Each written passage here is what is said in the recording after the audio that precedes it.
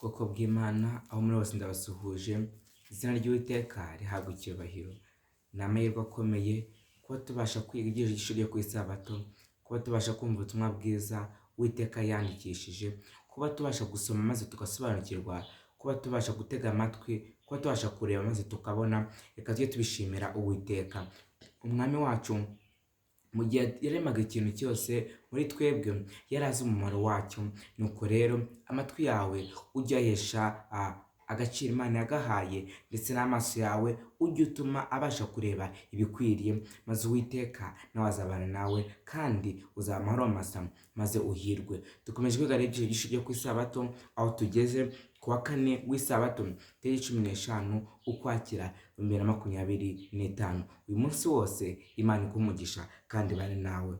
Kwibagirwa mbere ko dukomeza, mureke dusenge. Data twese uri mu ijuru, Imana ikomeye, Imana idukunda, turagushimiye cyane yuko amagambo yawe meza wandikishije aboneka mu ijambo ryawe akomeza kuduhugura, akatwereka yuko dukwiriye gusobanukirwa nuko ari wowe wenyine utanga ubugingo, ari wowe wenyine ukwiye kuduha ibyiringiro kugira ngo tubashe kwambuka muri ino si, ngo tuzagere iwacu i Kanani yo mu ijuru, mu bwami bwiza, ahatazaba ibibazo ibyo ari byo byose, ahatazaba indwara, intambara, ahatazaba ibibazo n'ibindi byose bikomeye cyane, ahubwo hazaba ibyishimo, ibyiza, umunezero, amahoro, ubuntu hamwe no kugira neza kwawe. Izina ryawe rihabwa icyubahiro. Mwami wacu rero, ubwo tugiye kwiga icyo cy'uyu munsi, uzubane natwe kandi utwiyoborere. Tugushimiye cyane yuko wumvise ijisho ryacu, ukomeze ubane natwe mu izina rya Yesu. Kwibagirwa. Ku munsi w'ejo twiganye ibyo kwibuka, aho umuntu akwiriye kwibuka kugira ngo atibagirwa. Ariko ze kwibagirwa, mbese mu gihe Imana yavugaga ati muzibuke muzagendera amategeko yanjye, mbese Imana yabonaga yuko Abisirayeli umunsi umwe batazibagirwa? Mbese Yesu mu ijambo ry'Imana mu Kuva 20:8 tugasoma ngo wibuke kweza umunsi w'isabato.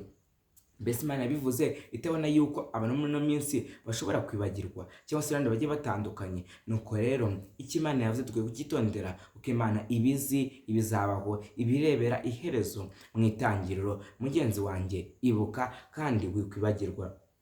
Ese muri Yosuwa igice cya 4:20-24 gatsumwe twumve ijambo ry'Imana ritubwira. Yosuwa cya 4:20-24 handitswe ngo yamabuye 12 bakuye muri Yorodani, Yosuwa ayashinga i Gilugali, maze abwira Abisirayeli ati abana banyu ubwo bazabaza base mu gihe kizaza bati aya mabuye ntayiki, muzabigishe mubasobanurira muti Abisirayeli bambutse Yorodani ikamye, kuko Uwiteka Imana yanyu yakamije amazi Yorodani imbere yanyu kugeza aho mwambukiye, nk'uko Uwiteka Imana yanyu yagize inyanja itukura ubwo yayikamije imbere yanyu kugeza ubwo twambukiye, kugira ngo amahanga yose yo mu isi amenye ko Uwiteka agira amaboko akomeye, bajye batinya Uwiteka Imana yanyu iteka ryose.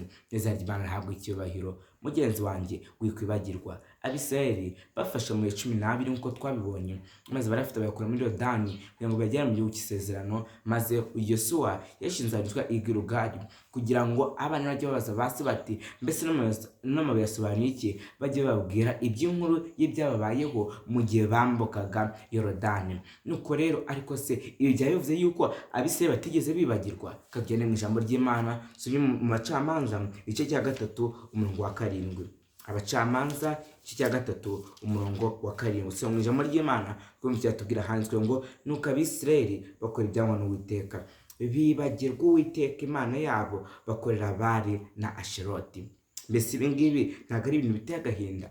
Ubwoko bw'Imana aba yakoreye ibitangazo bikomeye cyane, akabakura muri Egiputa, agatuma bambuka inyanja itukura, akabagaburira manu, ntibicwe n'inzara, ntibicwe n'inyota mu gihe bari mu butayu, maze akabambutsa na Yorodani, bakaba barageze mu gihugu, bakarya ibyo batahinze, bakabona ibintu byose byiza, bakaba ahantu heza, ariko none baribagiwe, batangiye gukorera Bali ndetse Asheroti. Nako kwibagirwa buri munsi, tukagira ibitangazo Uwiteka yadukoreye, tukibagirwa bya bindi byose Imana yatunyujemo, maze tugatangira gukorera Bali tutaye nkaho tugeze tumenya Imana, tugatangira gukorera izindi Mana, tugatangira kugira ibindi bintu byo byose dushyira mu mitima yacu, kandi twebwe ubwacu n'ingingo zacu zose turi abo Uwiteka. Imana ibiturinde mu izina rya Yesu. mbese umwe hano ubasha kubona uburyo abantu bagiye bibagirwa maze ntibasanga Uwiteka. Muri rusange dukunze kubona ko kwibagirwa ari ikintu gisanzwe kiranga abantu bose, nyamara kandi kwibagirwa mu buryo bwa mwuka bishobora kugeza umuntu ku ngaruka zikomeye. Nibyo koko ushobora kwibagirwa, urugero nka telefone, ushobora kwibagirwa nk'umuntu yaguhamagaye ukibagirwa kumusubiza cyangwa ukibagirwa kongera kumuhamagara, akoze ubutumwa maze ukirengagiza kumusubiza, muri make ukibagirwa kumva yuko hari ibintu muri rusange bisanzwe ku bantu. Ariko ikambabwira yuko iyo bize ku ijambo ry'Imana, iyo bize ku byo Uwiteka yadukoreye, kwibagirwa biba ari icyaha gikomeye cyane. Kwibagirwa bishobora kuzana ingaruka zikomeye cyane. Niyo mpamvu abantu b'Imana bamwe bashobora kubaho baganya, badafite icyizere, badafite amahoro, badafite ibyiringiro by'uko bazabasha kubona ejo hazaza. Ariko Yesu aravuga ati ntakagire ikibaganisha, ntakagire ikibatera ikibazo icyo ari cyo cyose, ndi kumwe namwe kandi nzabayobora. Mbese kwibagirwa bishobora gutuma umuntu ajya kure mu by'Imana, maze Yesu yazaza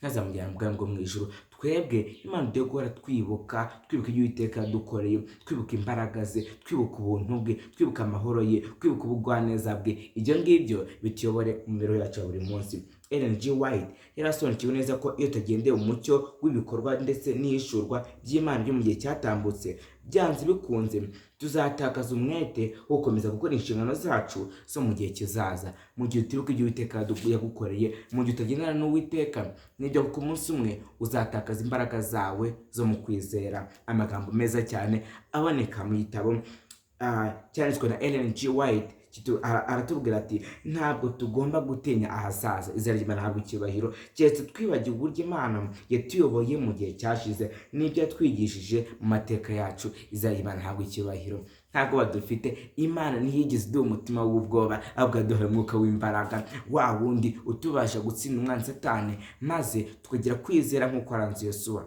kwizera nk'uko waranze Kalebu, kwizera nk'uko waranze abandi bose, kwizera nk'uko waranze umwami wanjye Yesu Kristo waje hano mu isi akababazwa maze akampfira, akaba yaragiye mu ijuru kunegura aho tuzaba. Ndabifuriza tuzaba niyo, tubane na Yesu ubuziraherezo mu izina rya Yesu. Nubwo ari ingenzi kwibuka igihe cyashize n'iby'Imana yadukoreye mu mibereho yacu, niyo mpamvu tugomba kugera mu mishyikirano nayo umunsi ku wundi, dutekereza ku rukundo rwayo no muri iki gihe. Mbese koko ni inshingano zacu kugira imishyikirano n'Imana?